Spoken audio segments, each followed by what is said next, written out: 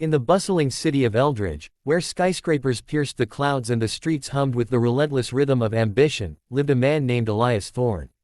At 45, Elias was the epitome of success on the surface, a sharp-suited executive at a top investment firm, driving a sleek black sedan, and residing in a penthouse that overlooked the glittering skyline. But beneath that polished exterior lay a shadow that clung to him like a relentless fog: his past. Elias had grown up in the gritty underbelly of the city, in a neighborhood called Ironwood, where hope was as scarce as clean air.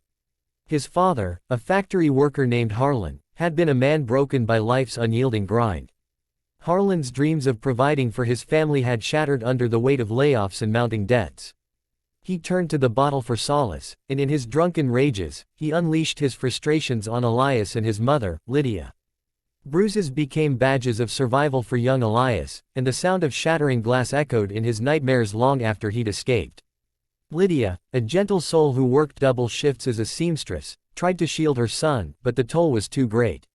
One fateful night, when Elias was just 15, Harlan's violence escalated. In a haze of fury, he struck Lydia with a force that sent her crumpling to the floor. Elias, witnessing it all, grabbed a kitchen knife in desperation and plunged it into his father's arm, stopping the assault but igniting a chain of events that would haunt him forever. The police arrived, Harlan was arrested, and Lydia succumbed to her injuries days later in the hospital. Elias was placed in foster care, but the guilt gnawed at him. Had he acted sooner? Could he have saved her? The knife's cold steel became a symbol of his failure, etched into his soul. Years passed, and Elias clawed his way out of poverty through sheer determination. Scholarships got him through college, and his intellect propelled him into the corporate world. He buried his past under layers of achievement, changing his last name from Harlan's to Thorne, a thorny reminder of his resilience. He married a kind woman named Clara, and they had a daughter, Sophie, who at 10 years old was the light of his life. But the past refused to stay buried. Nightmares plagued him, triggering bouts of anger that mirrored his father's. He'd snap at Clara over trivial matters, retreat into silence, and push away those who tried to get close. His work suffered too. Paranoia about failure made him ruthless, alienating colleagues and costing him promotions. One crisp autumn morning, as Elias sipped his coffee in the penthouse, staring at the city below, his phone buzzed with an unfamiliar number. It was from Ironwood Correctional Facility. Harlan Thorne was dying of liver failure and had requested to see his son one last time. Elias's hand trembled as he hung up. The past was calling, literally. Clara, sensing his turmoil, urged him to go. "You can't outrun it forever, Elias. Facing it might set you free." But Elias resisted. "That man's dead to me," he snarled, slamming the door as he left for work. At the office, the day unraveled.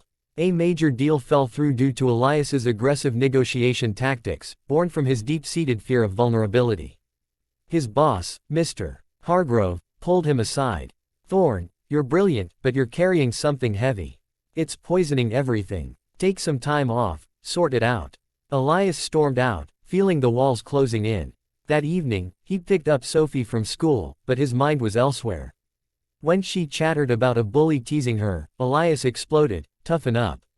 Life's not fair." Sophie's eyes widened in fear, a mirror of his own childhood terror. Clara confronted him later. "You're becoming him, Elias. Don't let your past steal our future." The words struck like a thunderbolt. That night, Elias couldn't sleep. Memories flooded back. The smell of cheap whiskey, his mother's soft lullabies amid the chaos, the knife's grip in his hand. He realized his past wasn't just a shadow, it was a chain binding him, dragging down everyone he loved. The next day, he called the prison and arranged the visit. As he drove to Ironwood, the city gave way to rundown streets that stirred a mix of nostalgia and nausea. The prison loomed like a fortress of forgotten souls. Harlan lay in the infirmary, a frail shell of the monster Elias remembered. Tubes snaked across his body, and his eyes, once fierce, were dim with regret. "Son," he rasped, I don't expect forgiveness. But I need to say I'm sorry. The drink, it twisted me. Your mother deserved better. You deserved better." Elias stood rigid, fists clenched. "Why now? After all these years?" Harlan coughed weakly. "Dying makes a man reflect. I was weak, Elias.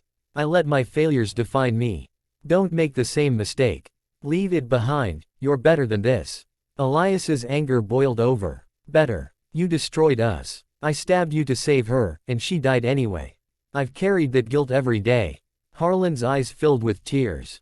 You saved her from more pain. She loved you fiercely. Forgive yourself, boy. The past is a grave, don't dig it up every day.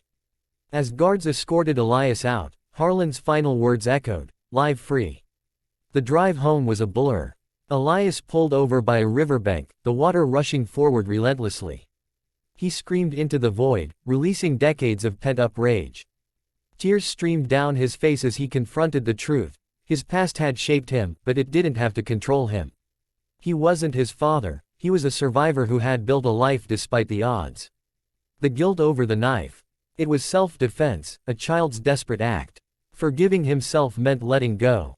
Back home, Elias opened up to Clara for the first time, sharing every dark detail. She held him as he wept, and together they decided on change. He sought therapy, joining a support group for adult children of abusers. Sessions were grueling, peeling back layers of trauma, but each one lightened his load. At work, he apologized to colleagues, adopting a collaborative approach that rebuilt bridges.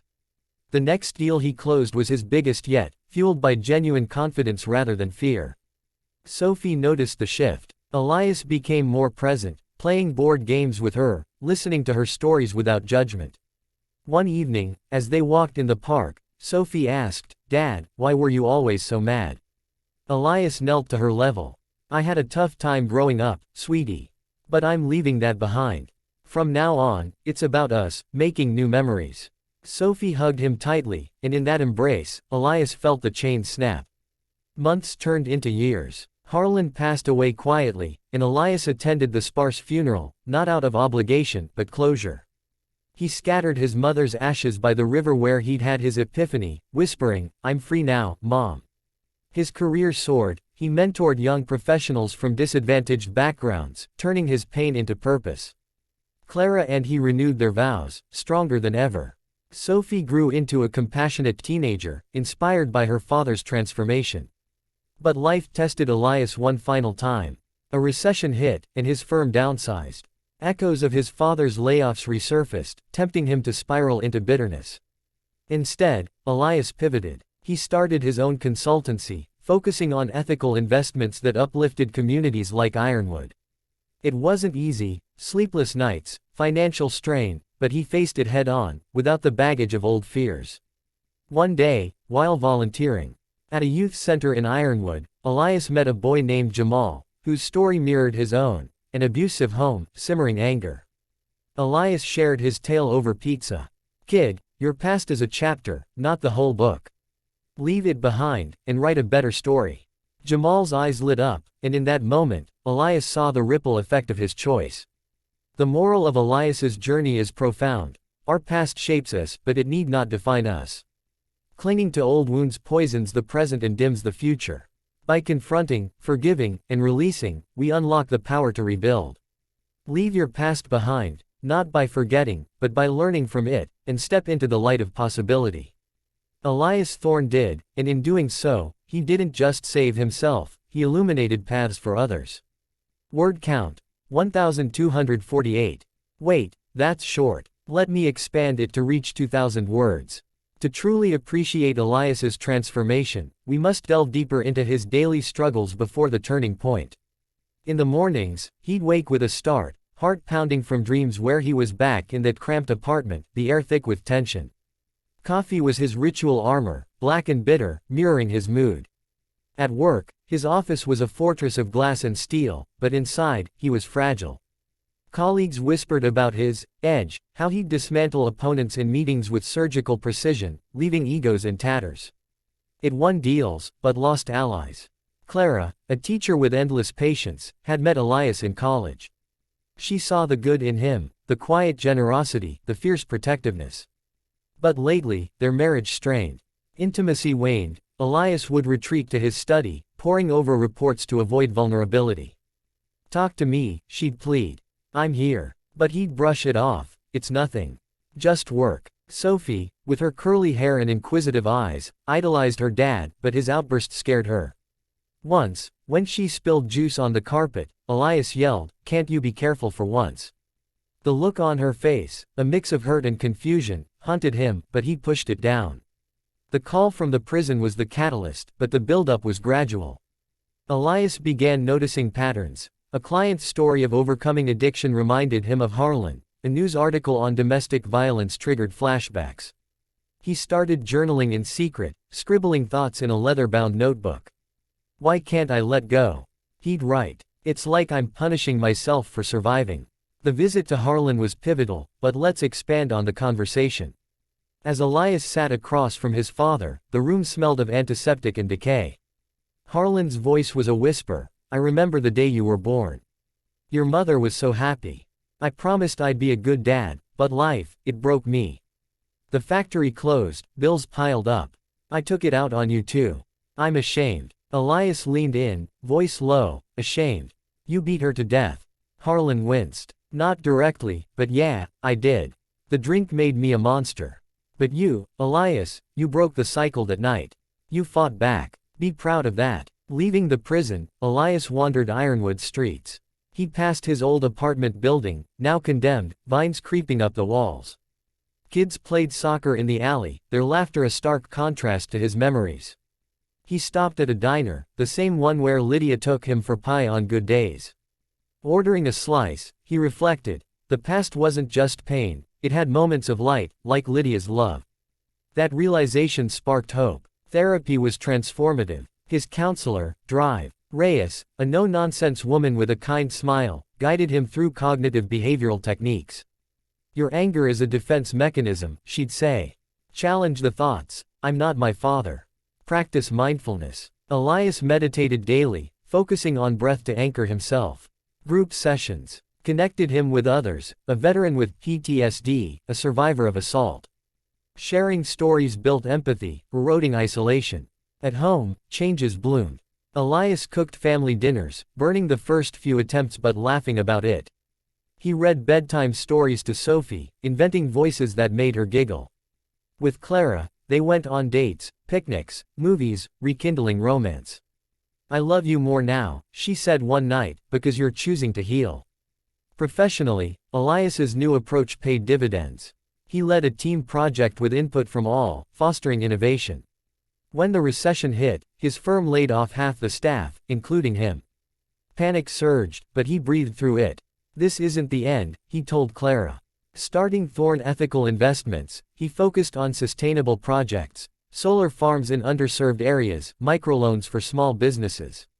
It was risky, but rewarding. His first client was a community center in Ironwood, turning his old neighborhood into a hub of opportunity. Mentoring Jamal became a passion. The boy, 13 and street smart, had been expelled for fighting. Elias met him weekly, teaching financial literacy and emotional regulation. "When I was your age," Elias shared, "I thought anger made me strong. But it weakened me. Channel it into sports, art, goals." Jamal joined a boxing gym, using gloves instead of fists in anger. Seeing Jamal graduate high school years later, Elias felt a profound sense of legacy. Elias's story spread subtly. He wrote an anonymous blog about overcoming trauma, inspiring readers. One email from a woman in a similar situation moved him. "Your words gave me courage to leave." It reinforced the moral. Leaving the past behind isn't erasure, it's evolution. By releasing grudges, we make space for growth, connection, and impact. In his 50s now, Elias stands on his penthouse balcony, watching the sunrise. The city awakens, full of potential. Sophie, in college studying psychology, calls weekly. Clara plans trips, adventures unburdened by shadows. Elias's past is a scar, not a wound, proof of survival, not defeat. So, dear reader, if shadows from yesterday loom over you, remember Elias. Confront them, learn from them, then leave them behind. Your future awaits, brighter and unbound.